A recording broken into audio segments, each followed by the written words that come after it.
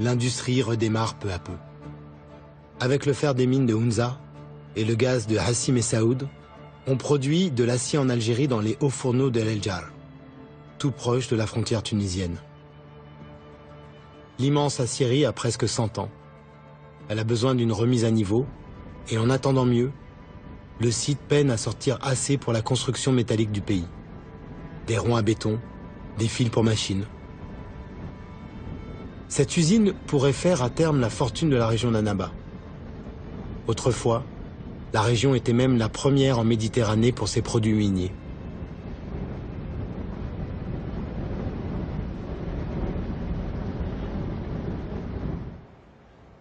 Annaba a des airs de métropole littorale, à la fois désuète et attachante. Son nom vient du jujubier, cet arbre d'Orient qui pousse dans la région. Mais plus que de jujubier, Annaba a surtout le visage d'une ville prospère, d'architecture très française, héritage d'une ville industrielle connue pour ses ateliers de charpente métallique.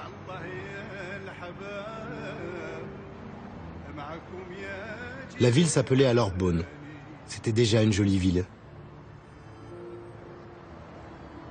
On y venait comme aujourd'hui en famille, pour sa brise de mer et la terrasse de ses cafés. On y venait aussi en pèlerinage à la basilique chrétienne qui domine Annaba. J'ai poussé la porte de cette basilique catholique. Elle est dédiée à saint Augustin, évêque d'origine berbère, né en 354, dont la pensée a profondément marqué la théologie chrétienne. Restaurée avec le soutien de l'État algérien, cette église catholique a toujours sa place dans l'Algérie musulmane. C'est symbolique. Saint Augustin travaillait sur l'amour de l'autre. Il était humaniste.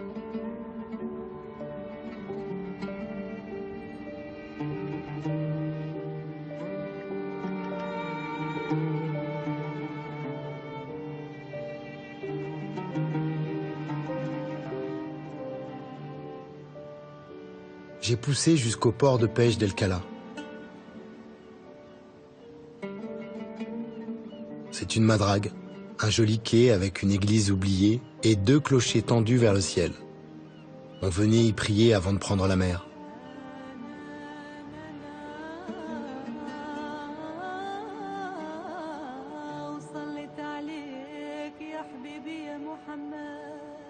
Il faut dire qu'à El Kala, la population était très croyante. Elle fut un temps composée d'Italiens venus pêcher la sardine et surtout le fameux corail rouge, l'or rouge, qui fait la fortune de l'endroit.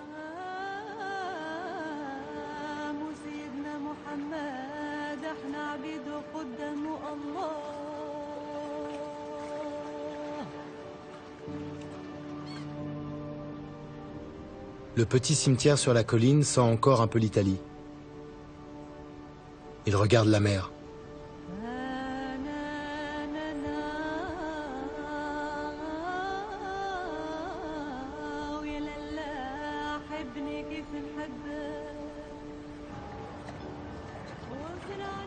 Le temps a passé. La Méditerranée a changé elle aussi.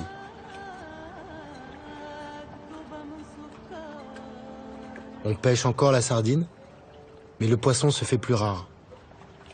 Sur les quais, j'entends les patrons de pêche élever la voix pour demander la protection du récif. Les corailleurs ont épuisé le corail.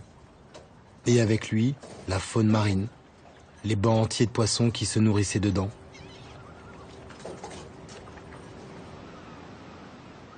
L'Algérie est ouverte sur la mer, mais le pays n'est pas encore une nation maritime. Peu de grands armements et beaucoup de pêche côtière. Comme dans toute la Méditerranée, les pêcheurs râlent sur le poisson qui manque, les voisins qui pillent les ressources et le marché qui ne paye pas assez. En retour, le ministère de la Pêche a sorti un plan poisson, un programme d'aquaculture pour élever des dorades, des thons et des crevettes par milliers de tonnes pour pouvoir enfin nourrir le pays. Nourrir le pays. C'est sans doute ce qui me frappe le plus dans ce plan. En réalité, l'Algérie n'est pas autosuffisante. On importe de quoi se nourrir en quantité considérable. Comment la terre d'Algérie ne produit-elle pas encore assez pour nourrir ses enfants? Je suis parti voir à quoi ressemblait cette terre.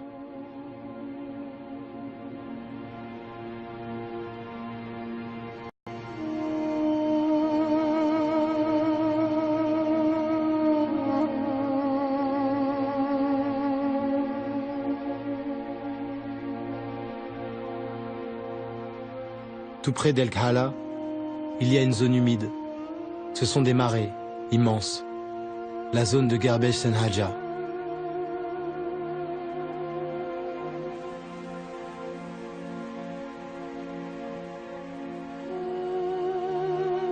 Cette zone est vitale pour la région. L'eau est précieuse et avec elle toute la vie qu'elle porte.